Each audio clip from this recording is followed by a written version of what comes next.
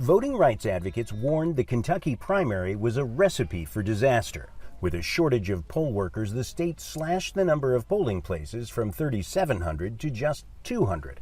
There were serious concerns that the pandemic-era restrictions would suppress the black vote. Instead, election officials are expecting near-record turnout, especially in Louisville's parent Jefferson County. The county received 218,000 requests for mail-in ballots, several times the usual number.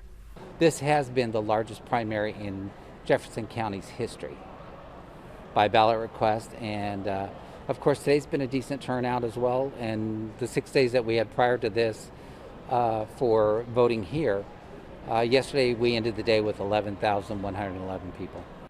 The Kentucky Exposition Center, the state's largest voting venue, never reached capacity.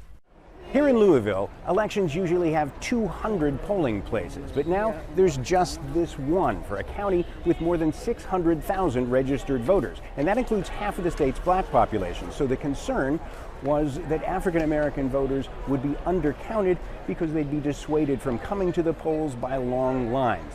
But somehow, with early and mail-in voting, Louisville has avoided the kind of fiasco that many had predicted. But you've got to vote.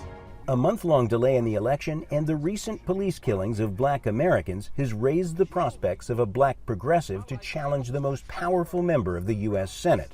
For months, Charles Booker's long-shot candidacy for the Senate has been eclipsed by his rival. Former Marine fighter pilot Amy McGrath was considered unbeatable.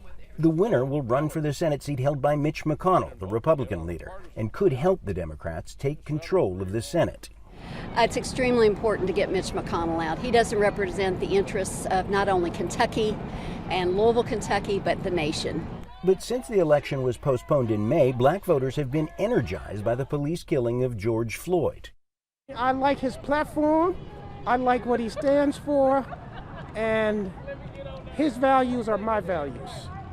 As the last of these voters have filed through in this extraordinary pandemic year, the state of Kentucky will have to remain in suspense on the outcome until June 30th, when the last of the mail-in votes have been counted.